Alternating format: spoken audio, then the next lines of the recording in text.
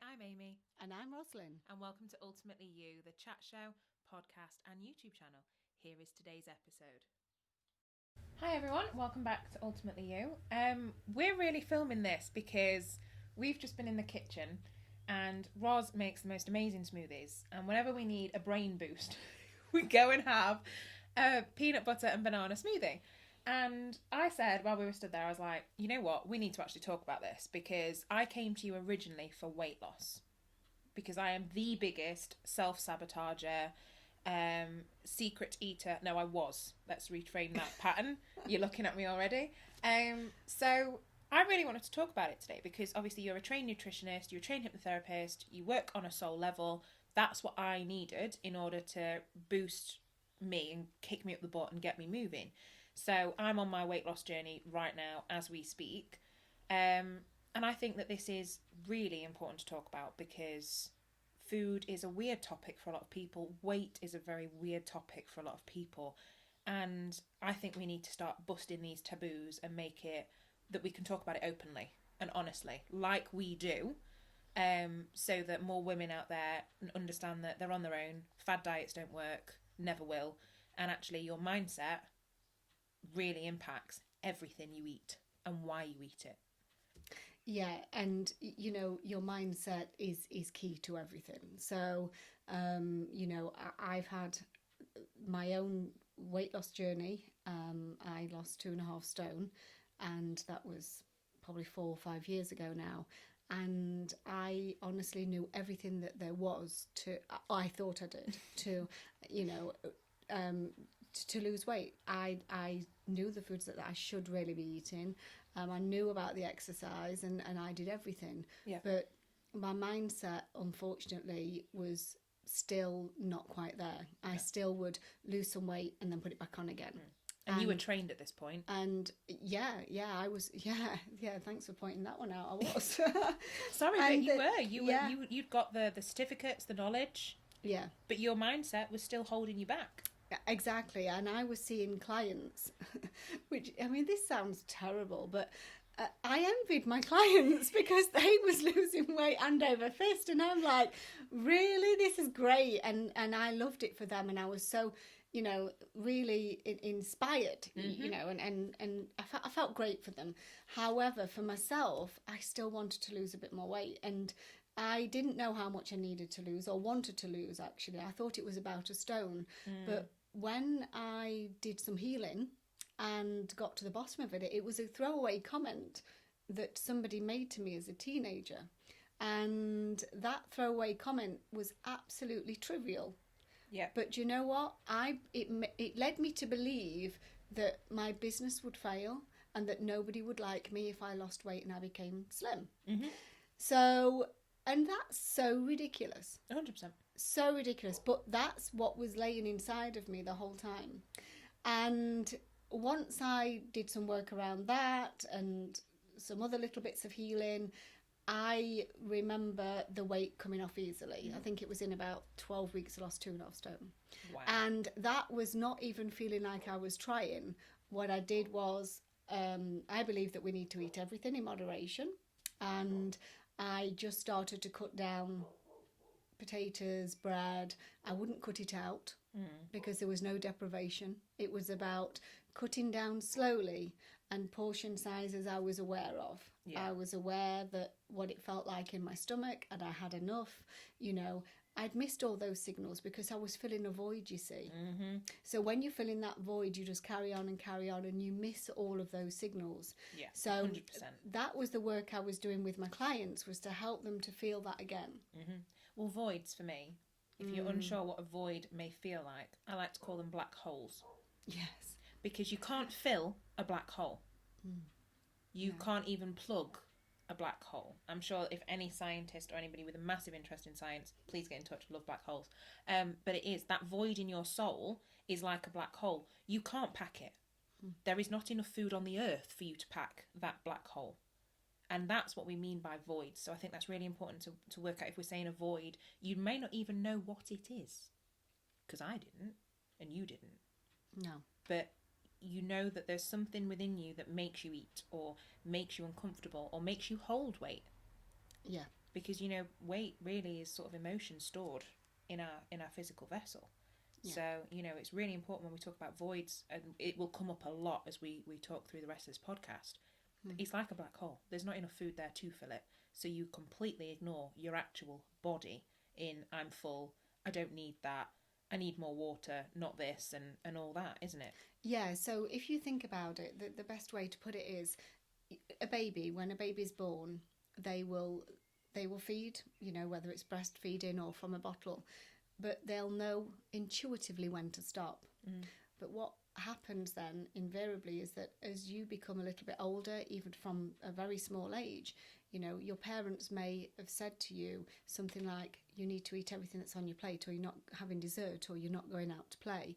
And so what happens is you ignore your own signals because you have an authority figure. Yeah. This is nothing against our parents. I'm just using this as an example that comes up quite regularly, actually. Yeah. And, you know, or these children starving in Africa, or, you know, so you ignore your own signals and you go beyond that. So then it's almost like being numb. Yeah. To your body. So your then stomach starts to expand and your body then starts to need more. It could be that even a throwaway comment like it was to me as a teenager that's made at a younger age about your body image. Yeah. Because statistics have shown that from the age of about 5, we start to compare our bodies with other children in the playground. And when I heard the age of 5... Breaks your heart. Absolutely. I was astounded by that, because I would have thought it was a little bit later. I knew it was at school, but I didn't realise it started at the age of 5. So we're comparing already, you know. So yeah, so this can be from anything like that, and sometimes I've had many clients where it's actually been that they go to the grandparents' house and the grandparents feeds them. You know, because mum and dad say they can't have or whatever, but they're at grandparents, so they're having that feast, if you like. Yeah. And then grandparents pass away and they're still feeling those feelings for grandparents, and so they associate the food with that. Now, on a conscious level, they're probably totally unaware of this. They might be able to say, yes, I can relate to it, I think. But on an unconscious level, it's all there. It's all sat there, and that's where what I do with the work comes in to heal that part. 100%. And you know, and it's easy to find because the way I work is very fast. But there's lots of different ways of working with weight. So really, even though I'm trained in nutrition, etc., and I do bring nutrition into it, the program I run that's over 10 weeks is more about sorting out what the issues are. Yeah. And because the food is not always the problem, it's what's driving you to do that. You know, it could be even your work circumstances. More often than not, it's usually from a child, teenage years, even a breakup. Yeah. It's something like that. Well, teenage years are hard enough. Yeah. With your body changing constantly.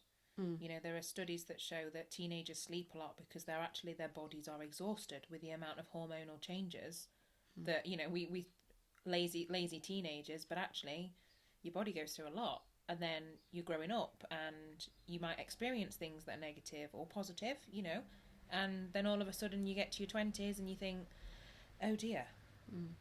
And you've got university. If you go to university, you're cooking for yourself, you're fending for yourself. For a lot of people, for the first time, you're in stress, you're away from home. Lots of habits can just develop quickly.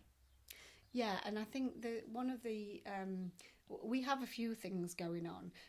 You know, we have as well, depending what our parents' eating habits are like, you know, that can be an issue because we've not been introduced to that healthier lifestyle, if you like, because more mums have gone out to work now, so it's you know, quick fix because mums are tired, they have a lot to do. And I think I really think there should be more people teaching this in schools, helping children to understand this, because you see, they're going home to their parents that are not cooking as well as what they could. parents are doing a great job. So, you know, this is not to be took out of context with parents. I know I was a busy parent too, that was, you know, dropping my children off at, you know, what do they call it? The morning club before school. Breakfast club, that was it. And then even after school, because I was helping my husband, you know, at his work with his business. And luckily, I always had a shopping list and I was quite prepared anyway. Just wasn't as healthy as I could have been because, you know, I could have done better. But what I'm saying is we need to start the education with the children in school at a younger age. And that's not, so to speak, ramming it down the throats.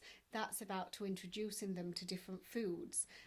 But I think there should be something done where we bring the parents in as well. 100%. And so the parents, them. That's right, because it's okay the children knowing about all of this, but if the parents are not that educated on this, and it's not their fault either, they wasn't learnt it. Their parents might not be like that either. So then you're just going around in circles with it. We're just breeding a society of it if 100%. We're not careful. So yeah, but what I've noticed over time is, you know, I used to do a weight loss program and it was like 4 weeks, and you know, it was with hypnotherapy and one thing and another, and I used to do the gastric band and that was fine.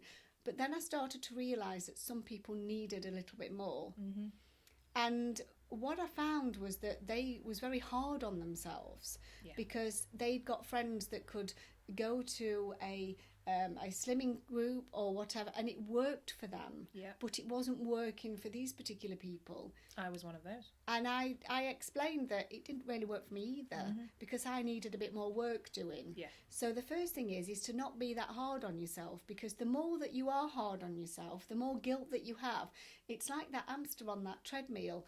I'll start again Monday. Because you've eaten something that you think is out of bounds, you've told it's a sin, it's a something else, it's a whatever, and you know that's not that that's wrong, but the thing is, you know, if we say that we can have everything in moderation, all of a sudden we haven't got that deprivation, have we? Or the need for rebellion. That's right. So that really helps, and these are the first angles that I sort of get at, is to take the pressure off, because people feel a failure. And most of my work has been business people, to be honest, and they say, how can I run my business? I'm an intelligent person, but I can't lose weight. And that was me, actually. That is me. And that's exactly how I came. And so, you know, I said, well, it's different because this is emotion. This is something else within you that we can heal and we can let go of. And once they understood that, well, the weight just dropped off and we healed it, and it was easy, and they got it. So yes, their friend might be doing something else or just took a diet plan out of a magazine and that worked, but they didn't have the other things that they needed to heal. We're so individual. So when it comes to quick fix diets, we don't have the willpower for more than a couple of weeks, 3 weeks max. So ultimately, I've done it and got the t-shirt, the sweatshirt, the everything for this, where I've been, right, I'm going to the supermarket, I'm buying all these, you know, fresh vegetables and fruit and whatever. Oh God, my kitchen looked amazing. You know, God, it's so satisfying, isn't it? Yeah, it is satisfying. And then, you know, that would last a couple of weeks. Tops. That's if I was lucky. And then the weight would start to creep back on again. And it wasn't enough for me because I saw foods as out of bounds. So the foods that I liked, if I was told I couldn't have them, I automatically wanted them. And that's normal behaviour. So I don't believe in that. And I don't believe in dieting per se. I believe in a healthy diet and a healthy lifestyle. But I don't believe in diets at all. The restriction's pointless. It is. And especially if I'm a sociable eater. Same. And I know that. So I've understood myself. So I keep things out of bounds also, so that I work cleverly with it. It depends on your personality as well as the person that you are. But the main thing I wanted to get across is that you've got to stop being so judgmental with yourself. Yeah. And so hard on yourself, because the more you're thinking, well, I'm clever and I can do all these other things. Why can't I do this? And I can't stick to this and feeling a failure, that makes you eat that next chocolate bar. Mm-hmm. That makes you eat more bread. All those go-tos, the sugary foods, the carbs, all that sort of thing. But then what happened was really, really bizarre, is that when I started working with past life, with other clients doing other stuff as well as weight loss, I then started having weight loss clients coming in and realising they brought it from a past life. Mm-hmm. So I'm working, well, we, not me, but we're working on healing that too. Yeah, forever. Yeah. And I've even had that with myself. Yeah. And realised as I'd gone back a little bit further that, oh my goodness, this was something that I said I wanted to achieve this time and heal and let go of. So, you know, I'm more accepting of that now because I get it, you know, and I, like this weekend, I've had small fish and chips, you know, I might have a Chinese, but I just choose better options, and I know what I'm doing all the time so that I can enjoy myself. Because at one time I didn't want to go out for a meal. I didn't want, because I'd sabotage my efforts for the week if I wasn't careful. And then you self-hate and it gets worse. And, you know, I'm sure we've all done it where we've said, oh, well, I've had that now, so I might as well have that. Yeah. And actually, no, to live a life without restriction, because I love food. Love food. All kinds of food. Like, I'm, again, very social eater. I am the kind of friend that if you say, put the kettle on, I'm coming for a coffee and a cake, or, you know, I fancy a curry, do you want to just go and catch up? That, yeah, count me in. Most of my social interactions are around food, which would make me feel even worse when I was following diet plans or fad diets or the latest craze, because I'm just like, well, I associate food with friends and enjoyment, and I'd not realised that until we started to work together and look into it deeper. But then, so to deprive me of that food, in my head, also deprived me of that time with that friend. Or that social interaction, or... So I rebelled against it even further. And no wonder my weight's done that over the years, where I've ebbed and flowed and ebbed and flowed and then given up most of the time quite quickly. So I think it's really important for people to realise that being slimmer, whatever that is to that person, is achievable.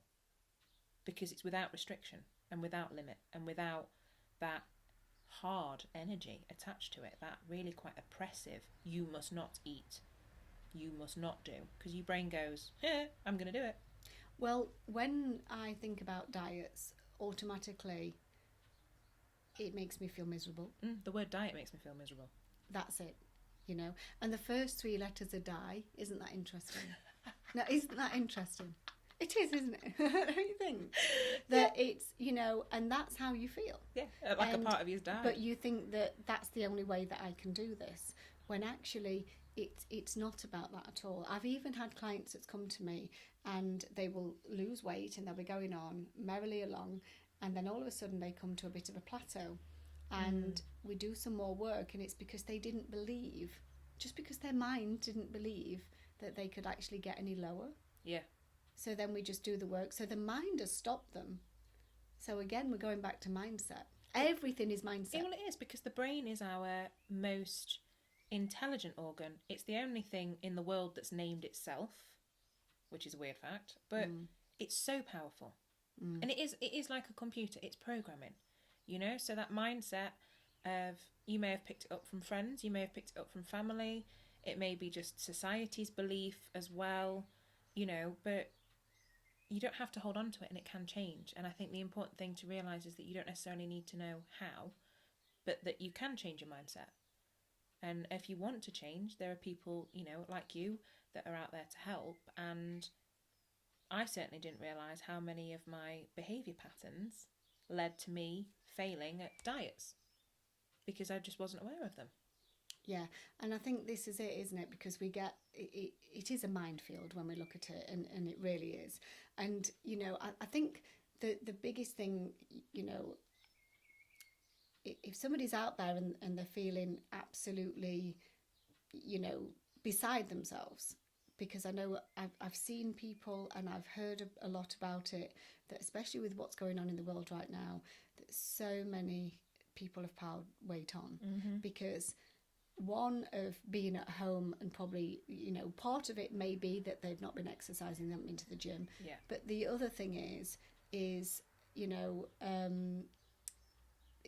obviously eating the wrong foods, but the fear. Yeah. And so they're feeding that emotion again, whatever that emotion may be.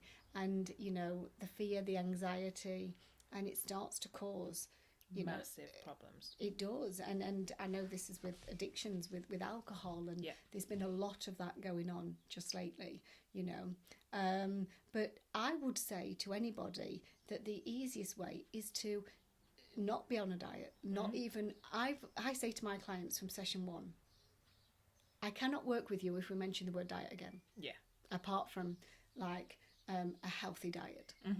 But if you come to me and tell me about this diet, or you're on a diet, it isn't going to work. No. And I'm sure I said that to you, you did. Amy, because I really don't like the word. And actually, that to me, as somebody that's failed at diets so many times, was exactly what I wanted to hear. Yeah, so it's like moving you off the path of dieting to moving you on a path of healthy lifestyle. But doesn't that automatically give you freedom? Yeah, because you're not restricted. That's right. So it's the freedom to be yourself. So, and that's what I needed to. Okay. So I then started to look at, I knew that as from being 5 months old, I've always had a problem with wheat. And having done some research with it, I know that it not suiting me at all. So I knew the best thing to do was to come off it, because if something doesn't suit you, it holds your weight. And but I do believe everything in moderation. So I would not tell people to cut carbs out per se. Yeah. But what I did do was I looked at, like, if I was having a spaghetti bolognese, I would look at it and say, right, okay, maybe I will have 1 scoop less of pasta. So I never took it straight out, because I'm not on no diet, right? So I could literally just have less. You're phasing it. That's it. And then I would still have the normal amount of sauce that I would have.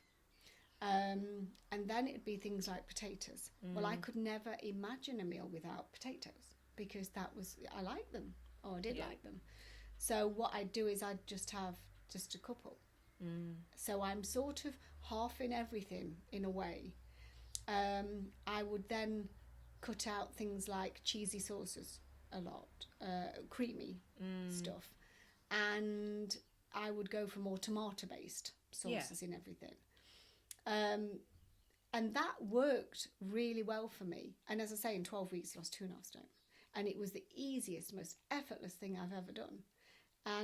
But I had done a little bit of healing as well, and realised why I was sabotaging my efforts, and let that go.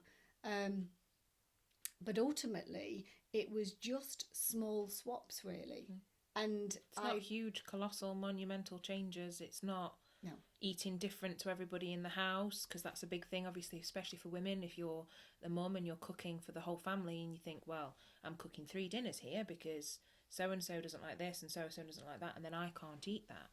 No, you're fitting it in with your own life. No, my husband was doing it at the same time, and he's now lost 5 stone, and he did cut out of his carbs, because he just knew intuitively his body didn't want it, so he didn't take that anymore.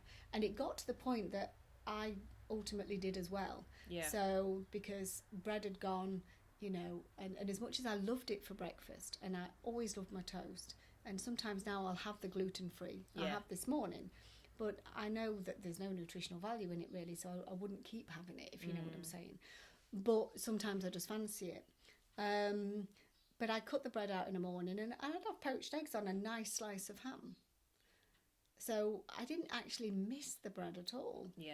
And then my lunchtime, I'd have some chicken and vegetables. Now I do eat meat still. I'm not a vegetarian at all, but I can go most days just plant-based.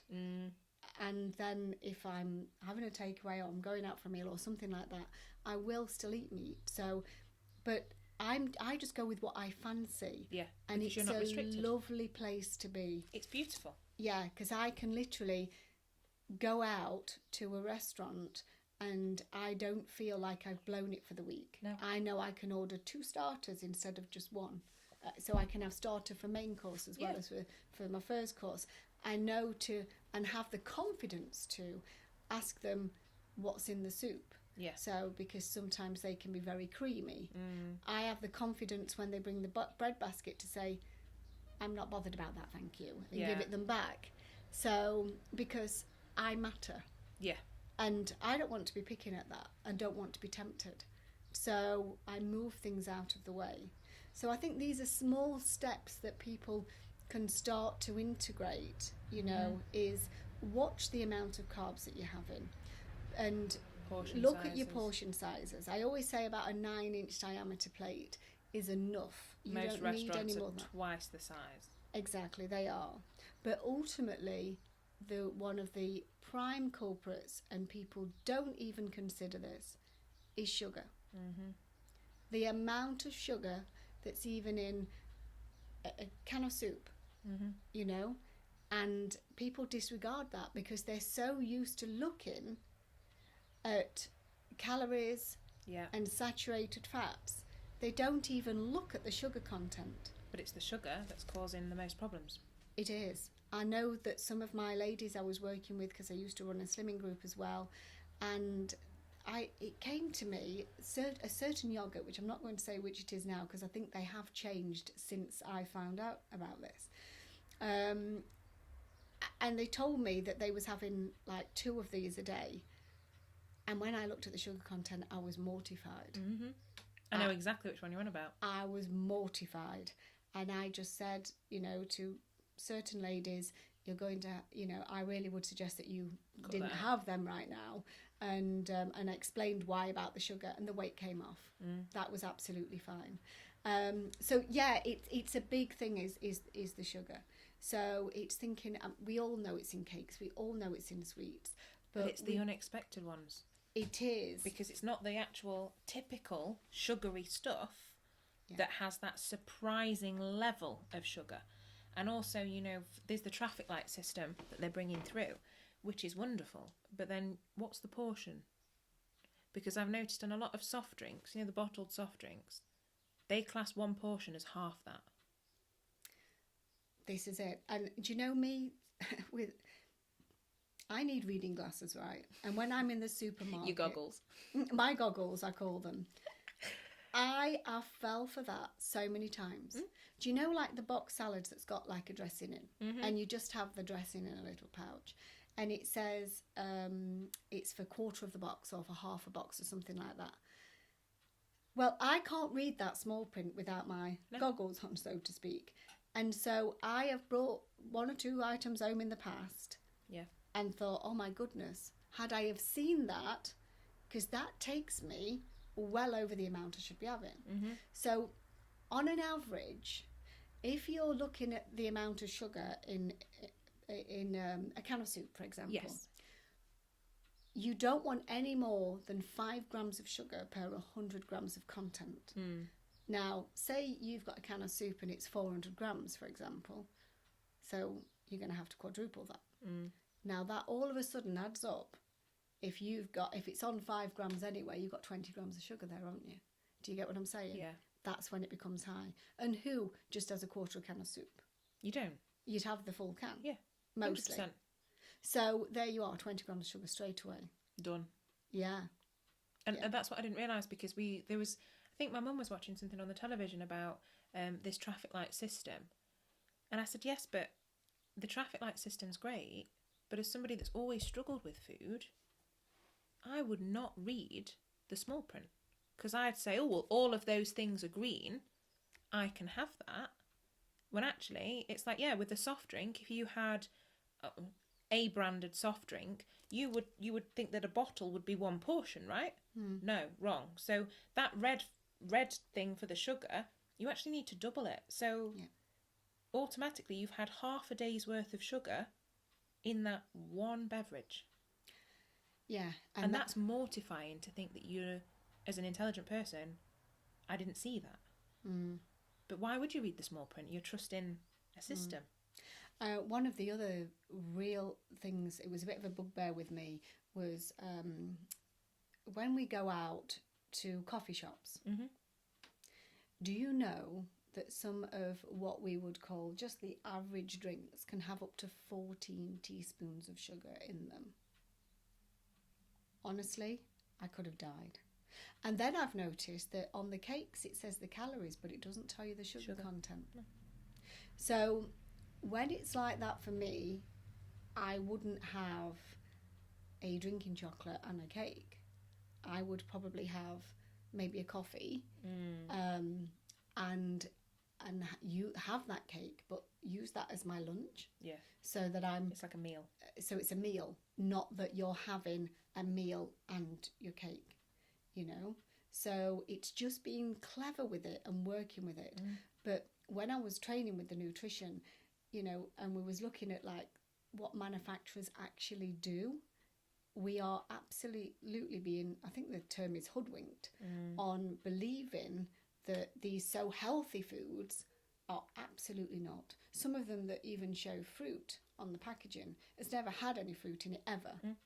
It's just sugared puree stuff. Yeah. Well, I'm the same, because I have a dog, and I, in my sort of lessons with her, have been looking at what she's eating. And I actually stood in the supermarket and I said, I'm reading the whole ingredients list of dog food, but I'm not doing that for myself. Why? And you hear it all the time with mums of children. They're like, oh, well, the kids eat brilliantly, and then I'll have like a pizza. Not that there's anything wrong with pizza. I quite love pizza, but you know, and it's so it's that taking the time. But you said earlier that you were worth it. You're worth feeling better. You're worth being slimmer. And I think that if this is not resonating with anybody that's listening or watching, do you think you're worthy of being slim? Because I didn't. Equally with me too, I felt exactly the same, Amy. So if it's not resonating and you're thinking, oh, well, I don't want to live like that, or I don't want to do... why? Why is it not resonating? Because 6 months ago, a year ago, I was there. I was thinking, well, if a bread basket's brought in a restaurant, of course I'm going to eat it. No, I don't enjoy it, actually. And it bloated me up before my food, so I didn't actually enjoy my food. What was the point in that? Yep. So if you're not resonating with it and you say, oh, here they go, they're preaching, or you're not getting it, 100%, we're not preaching, but we've been in that place too. To be honest, it took up so much of my headspace. Yeah. I began to even think that I'm just not meant to be slim. I've done that. I fell hook, line and sinker into that belief that it's just not meant to be me.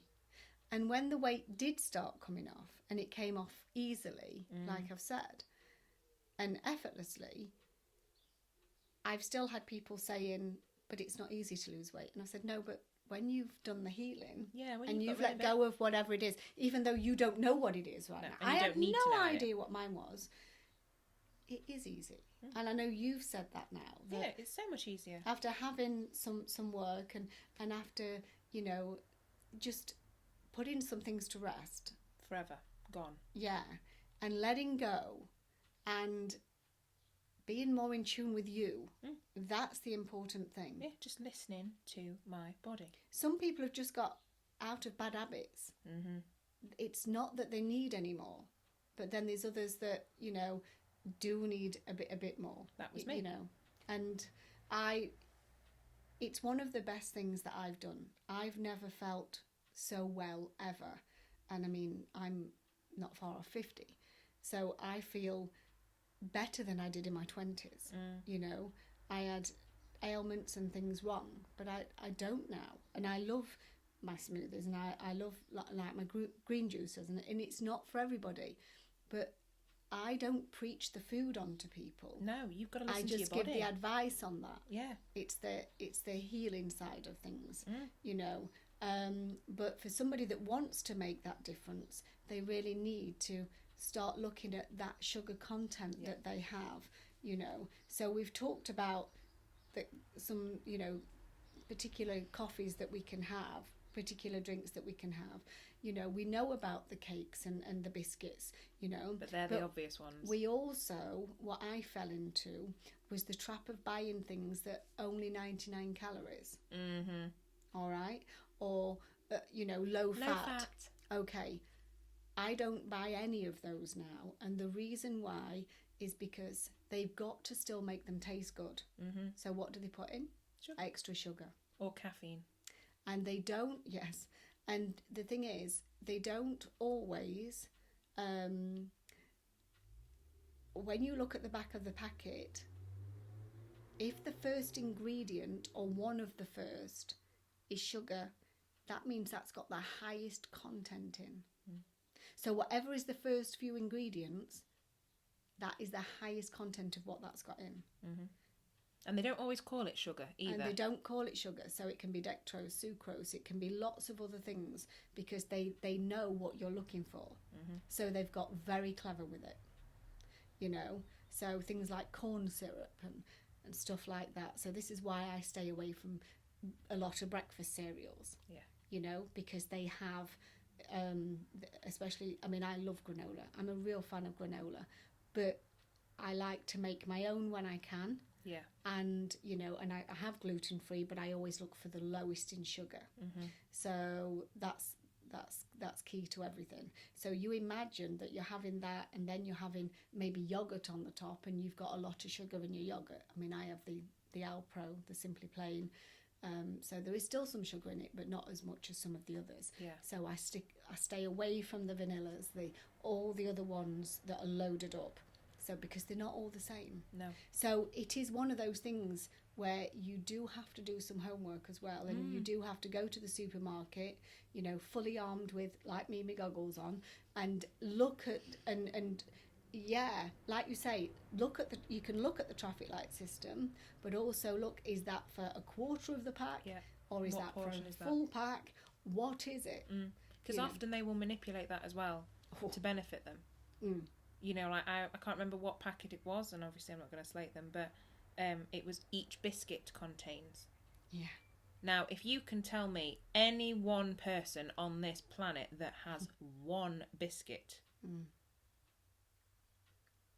you know, and if you're in meetings, I was absolutely guilty of in a meeting, biscuits on the table with your teas and coffees, hand to mouth, working on its own completely. Before you know it, you've sank 4. Yeah, easily done. You know, very easily done. And it's not saying that your habits are bad or that you need to improve. But if you're looking at your weight and you're thinking, I'm not happy and I need to improve, simple things can make the biggest difference. You know, what's your portion control? What's your, what are you eating? You know, do you know what's in it? Because if you've got a child, or in my case, a dog, I'm looking, because a lot of animal products, it'll be derivatives. Well, that could be any part of the animal. Is it the stuff that's healthy for it? No. So I'm catching myself prioritising my dog's food. So I needed to do the same with my own. Well, there's a true fact is, if you buy something in the packet and you look at the ingredients and there's things on there that you don't know what they are, they're chemicals, right? Mm-hmm. So you don't know what they are and your body doesn't know what to do with them. Yeah. So why are you having them in the first place? So, but I know that's a lot and I understand, and I sound like I'm being really soft here, because having the clients that I have for probably 7 or 8 years now doing this, I do know it's challenging for people to make big changes all at once. Oh gosh, yeah. You know, and then you feel overwhelmed. I'm not saying don't ever buy a packet again. I mean, the odd time I think, oh, do you know what? I do fancy that. But I do try more than often, which I say try, I do cook from scratch. And I'm literally, I have one of those, you know, those American fridges. It's full of my vegetables, always. But it never used to be like that. And, you know, but I can talk more about that because I know we're going to do some videos on I'm going to get you in the kitchen. 100%. So I'm going to show more of this, of how to be organised. Yeah, and because more of what to look planning. For. Yeah. You know, we're busy. We're busy people. Yeah. You know, your house is always full. My house is always full. There are guests whenever possible. There are families. There are babies. There are dogs. There are... Oh, gosh. It's 4 different people living 4 different lives, 4 different jobs, 4 different schedules.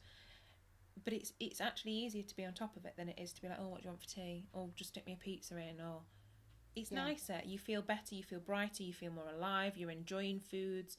I love food, so the more it tastes, the better it is. And I know for certain when I first saw you and you were like, drop the low fat, I was like, yes, because it tastes better. Yeah. You know, give me a full fat yogurt over one of those light ones any day. Yeah. I'm happier with it. Yeah. But, you know, I think the important thing for people to realise is that it's change and it's gradual and it's slow to implement these for a lifestyle. It's not a diet. It's not 6 weeks and you're done. Yeah.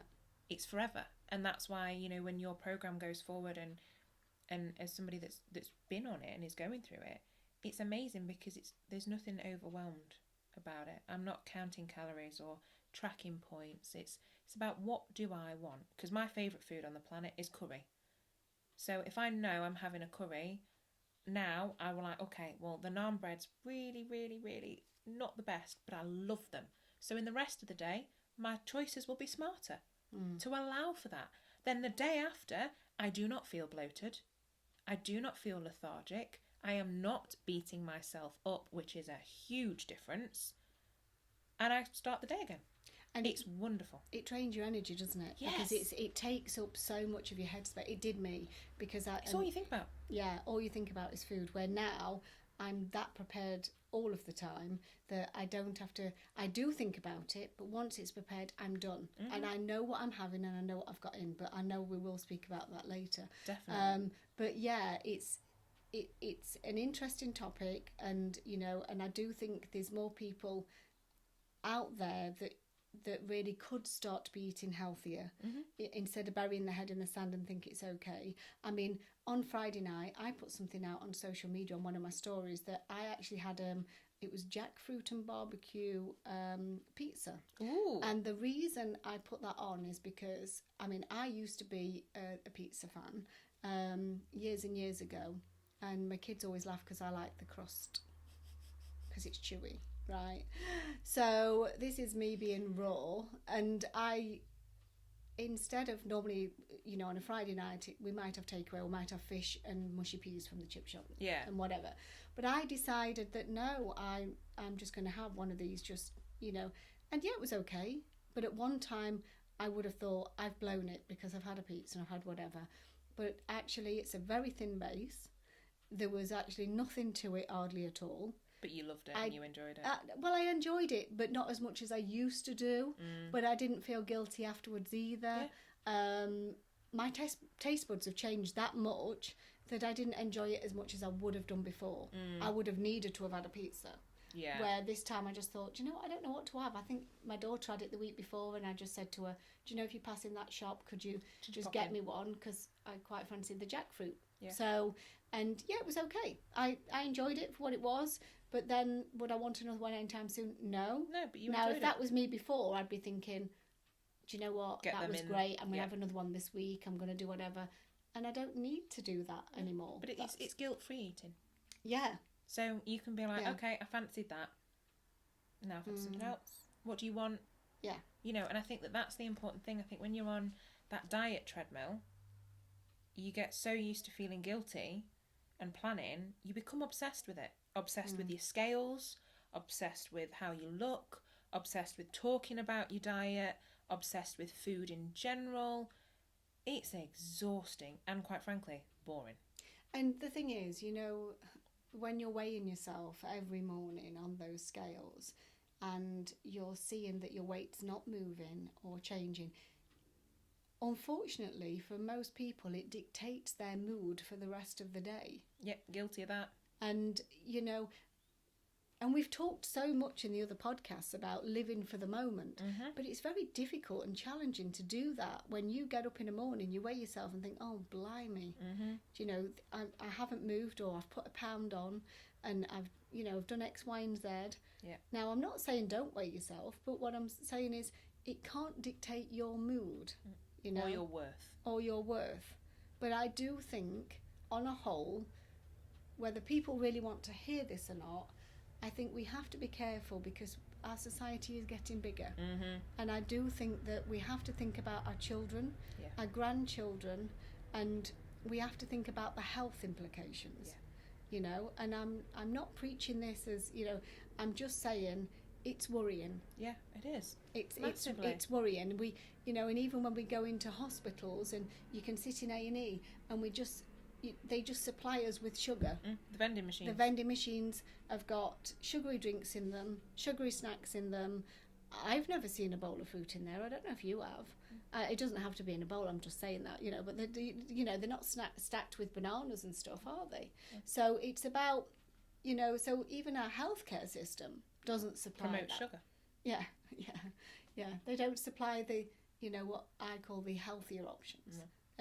What is the healthy options, not just what I call them. So yeah, I think people have got to start looking now at what is going on and realising that there's only themselves that can make that change, and this is why it changed from the 4-week programme to the 10-week programme, because I wanted to give people more. Yeah, I knew that there was some people just needed, in fact most needed more to work with, more to change, and a bit more of my support to keep them on that track and to keep on going. And that's been brilliant.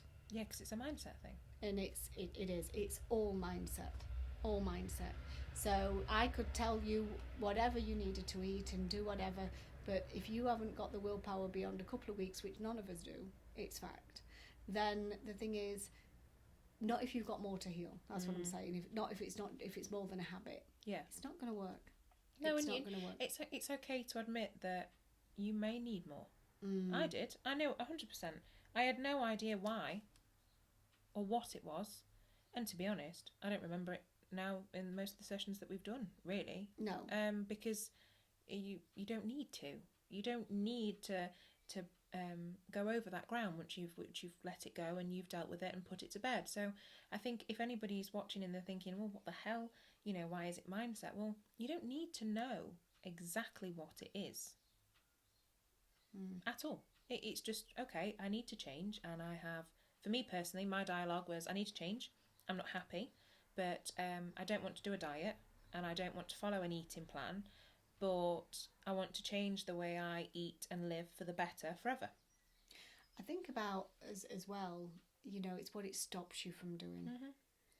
I mean, I wasn't as lively and as energetic. I wasn't as happy. Yeah. I didn't have the freedom around food. So, you know, to think where I was then, like we've already covered, you know, of going out for a meal and doing all of those things, I completely enjoy that now. The restrictions that I had upon myself, I was miserable. Yeah, 100%. Miserable. And it goes across into all aspects of your life as well.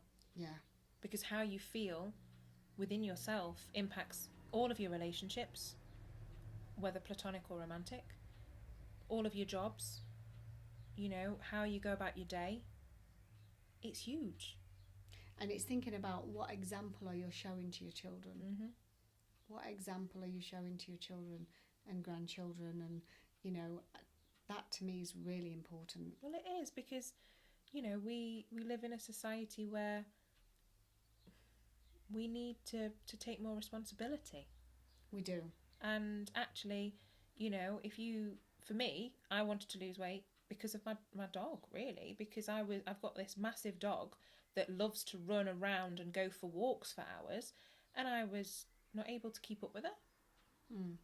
And I know I've had friends in the past that have had kids and gone, oh my goodness, I can't keep up with my child.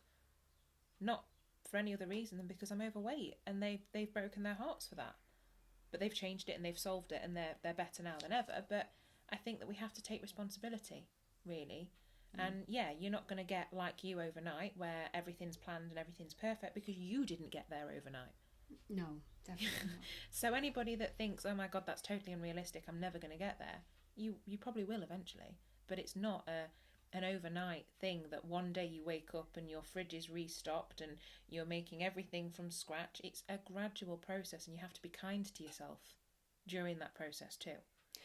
But it's a I want to say a beautiful process, because it is all of a sudden, when you have restrictions taken away from you, like no dieting, and you have a different mindset, you enjoy it. 100%. And the process becomes easy, enjoyable.